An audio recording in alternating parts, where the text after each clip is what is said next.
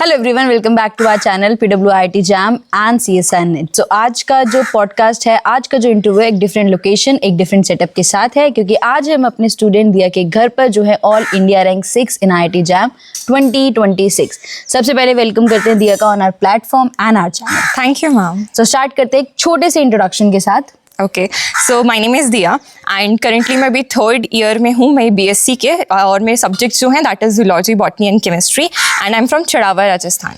Okay, so since हमने जैसी बातचीत करी है, तो she has pursued her education from Rajasthan board and now pursuing her bachelors from a very decent and a normal college. तो बहुत सारी चीज़ें, बहुत सारे एलिमेंट्स यहाँ पर होंगे जो आपको बहुत इंस्पायर करेंगे, मोटिवेशन देंगे IIT जैम प्रिपरेशन के लिए। Starting with the very first question जो बहुत सारे स्टूडेंट्स का डाउट भी होता है, सिंस आप एक बहुत नॉर्मल कॉलेज से हैं एंड नॉर्मल कॉलेज में जो लेवल ऑफ एजुकेशन होता है वो थोड़ा सा बिल्कुल नॉर्मल हो जाता है, बेसिक लेवल पर चला जाता है, and competitive exam is a little bit of higher level. तो आपने बैलेंस आउट कैसे किया, मैनेज कैसे किया दोनों को? हाँ मैम, मैं बहुत ही मेरे जो कॉलेज है वो बहुत बेसिक सा है, तो उसमें प्रैक्टिकल्स वगैरह भी मैंने इतना नहीं एक्सपीरियंस करा है। तो मैंने क्या किया था, इसीलिए मैंने बैच ज्वाइन किया था, बिकॉज मुझे लग रहा था कि मुझे एक्स्ट्रा नीड है, अगर मुझे IIT जैम जैसे एग्ज़ाम के लिए प्रेप करना है तो मुझे एक्स्ट्रा कंटेंट लगेगा, तो फिर उसके लिए मैंने बैच ज्वाइन किया था। और कॉलेज का सही बोलूँ तो इट वाज नॉट सफिशेंट, मुझे भी लग रहा था, और मुझे कुछ एक्स्ट्रा चाहिए था एग्ज़ाम के लिए, तो इसलिए फिर मैंने सकाल 2.0 को ज्वाइन करा था। एंड इसी के कंटिन्यूएशन में क्या आपको कभी भी ऐसा लगा कि सिंस मैंने कॉलेज में ये चीज़ नहीं पढ़ी तो यहाँ पर पढ़ के या समझने में मुझे डिफ़िकल्टी हो रही है? मुझे सच्ची बोलूँ तो ऐसे कॉन्फिडेंस नहीं आता था, क्योंकि मैं बहुत ही बेसिक कॉलेज से हूँ, तो मुझे लगता था कि how will I compete with the people जो कि बहुत अच्छे अच्छे कॉलेजेस में पढ़ रहे हैं। तो वो कॉन्फिडेंस तो मेरा हमेशा से ही हिला हुआ रहता था, अभी भी हिला हुआ ही है। बट फिर मैंने सोचा कि ठीक है, अगर मुझे इन टीचर्स से पढ़ने की अपॉर्चुनिटी मिल रही है तो डेफिनेटली मैं ट्राई कर सकती हूँ, और फिर ऐसा सोच के ही मैंने बैच लिया था। और जब मैंने पढ़ना स्टार्ट करा तो सही बोलूँ तो मुझे ऐसे कुछ ज़्यादा डिफ़िकल्टी नहीं आई। और देवाशीष सर के लेक्चर्स होते थे, बहुत इंटरेस्टिंग होते थे, लेकिन उनका था कि मैं जब लेती थी तो एक लेक्चर में मुझे पूरा पूरा दिन लग जाता था। तो वो चीज़ थी कि पूरा टाइम आपको देना पड़ेगा। मुझे ये लगता है कि अगर मेरे को देवाशीष सर के लेक्चर समझने थे तो मैं बहुत ज़्यादा टाइम लगता था, बाकी मुझे उससे ज़्यादा प्रॉब्लम नहीं होती थी। ये बहुत इंपॉर्टेंट चीज़ है, क्योंकि हम क्लास में बहुत बार डिस्कस करते हैं, मैम समझ ही नहीं आया, मैम समझ ही नहीं आ रहा। तो उसके लिए अगर आपको समझ नहीं आ रहा और अगर आपको लेक्चर रिपीटेटिवली देखना पड़ रहा है, उसमें कोई बुरी बात नहीं है, क्योंकि जब भी आप कोई नई चीज़ की शुरुआत करते हो, कुछ नया पढ़ते हो या कुछ नया करते हो लाइफ में, तो आपको थोड़ा सा एक्स्ट्रा एफर्ट्स मारने पड़ते हैं। That is very important thing. So आपने प्रिपरेशन स्ट्रैटेजी क्या रखी? प्रिपरेशन स्ट्रैटेजी मैम, पहले तो मैंने बहुत सारी मिस्टेक्स करी थी। मैंने नीट की प्रिपरेशन कर रखी थी, तो उसमें मेरे जहाँ पे मैं लैग करती थी वो ये था कि एक तो मैं क्वेश्चन प्रैक्टिस से बहुत भागती थी।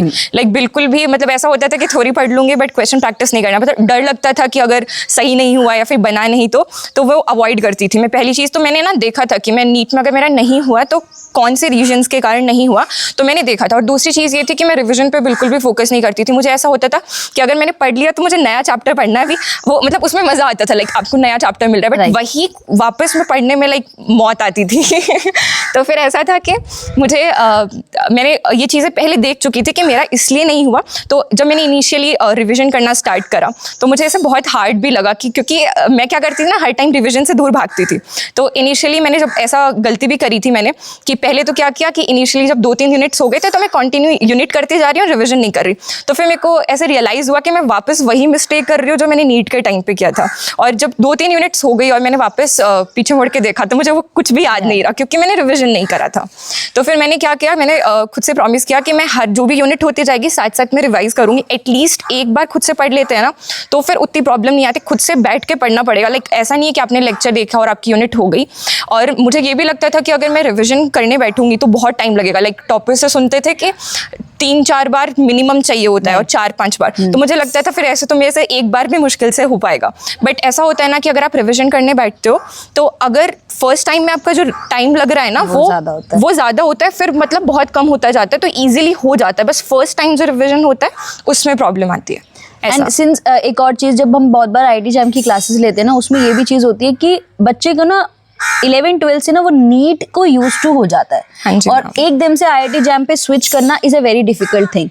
सो पहले तो ये बताओ कि आपको नीट और IIT जैम में क्या डिफरेंस समझ में आता है?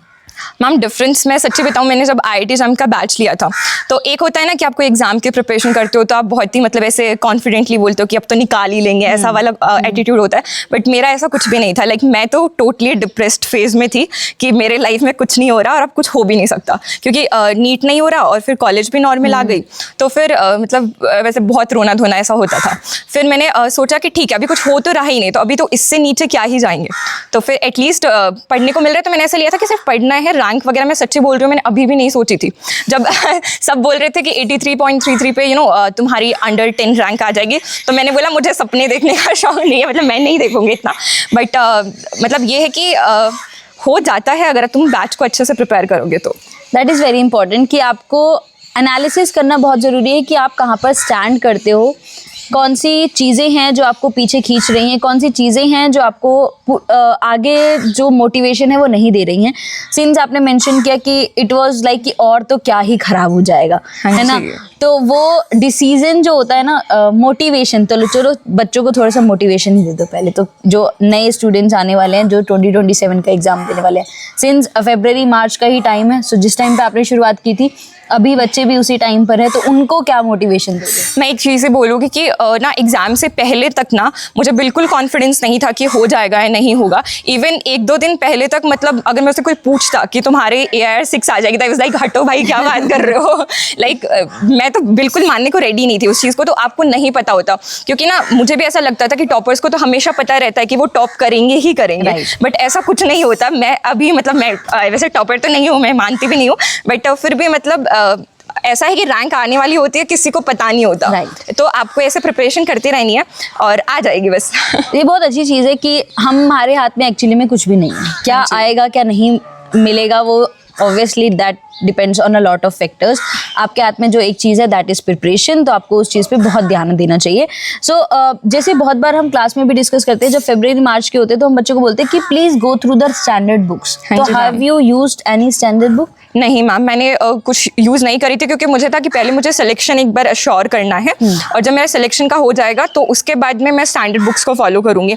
तो जब मैंने इनिशियली मतलब ऐसा था कि मैंने एक दो टॉपिक्स देखे भी थी समझने के लिए पॉइंट ऑफ व्यू से, बट फिर मुझे लगा कि एक बार मैं अगर बैच का कंटेंट कर लूँ तो वही सफिशिएंट हो जाएगा। तो मैंने फिर कुछ टॉपिक्स, बहुत ही मिनिमल टॉपिक्स बोल सकते हैं, देखे थे, बाकी बैच से ही किया था। लाइक एंड ये बहुत इंपॉर्टेंट चीज़ है कि हम आपको बहुत सारी चीज़ें बताते हैं, और जैसे मैं क्लास में बहुत बार डिस्कस करती हूँ, ये कर लो ये कर लो ये कर लो, उस चीज़ को आप अपने अकॉर्डिंग जो है मैनेज कर सकते हो, ऑर्गेनाइज कर सकते हो, जो आपके टाइमलाइन को सूट करे, आपके टाइम मैनेजमेंट को सूट करे, आप उसके अकॉर्डिंग कुछ कम ज़्यादा कर सकते हो, मोल भाव कर सकते हो, उसमें कोई दिक्कत नहीं आती।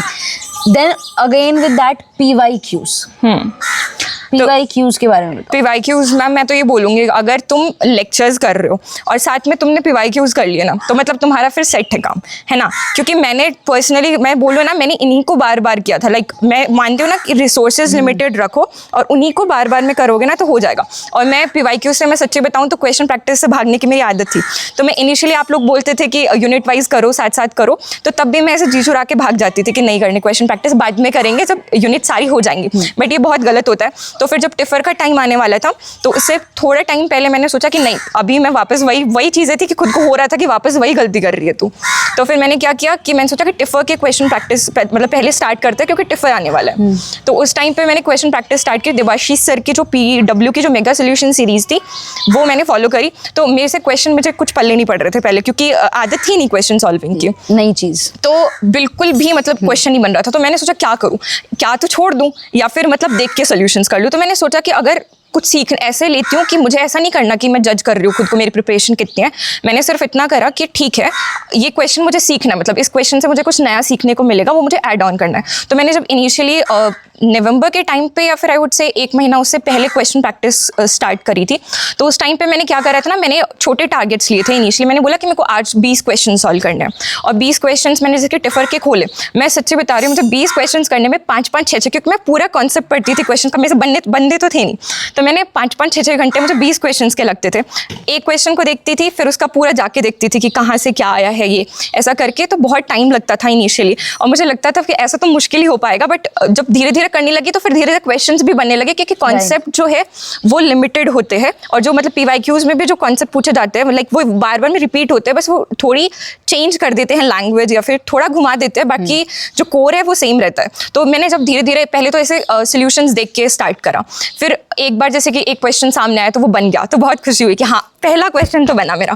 तो ऐसे करते करते धीरे धीरे कभी 4 क्वेश्चन बन जाते 20 में से, कभी 5 क्वेश्चन बन जाते, और कभी कभार तो नहीं भी बनते। बट वही था कि ये था कि क्वेश्चन प्रैक्टिस करनी है और चीज़ें सीखनी है। कोई मुझे जज नहीं कर रहा कि मेरे से अभी 20 क्वेश्चन हो रहे नहीं हो रहे। एग्जाम के टाइम पे अगर मेरे हो जाएंगे तो फिर कोई नहीं पूछ रहा कि तेरे पहले क्वेश्चन हो रहे हैं। तो इस हिसाब से मैंने किया, और फिर लास्ट में आते आते मतलब मैं सच्ची बोल रही हूँ, लाइक टिफर के क्वेश्चन कर लिए मैंने, IIT JAM के क्वेश्चन कर लिए, और गेट के करे थे। उसके बाद अभी जब मैंने CUET के एग्जाम्स और ये जो गेट बी के PYQs देखे ना, सारे मतलब वही रिपीटेशन में आ रहे, लाइक ऐसा बस लैंग्वेज चेंज करके, और लेवल ऑफ क्वेश्चन जो है वो अल्टीमेटली अलग अलग एग्जाम्स का अलग अलग है। हाँ जी मैम। एक सबसे बड़ी इंपॉर्टेंट चीज, फिजिक्स, केमिस्ट्री, मैथ्स।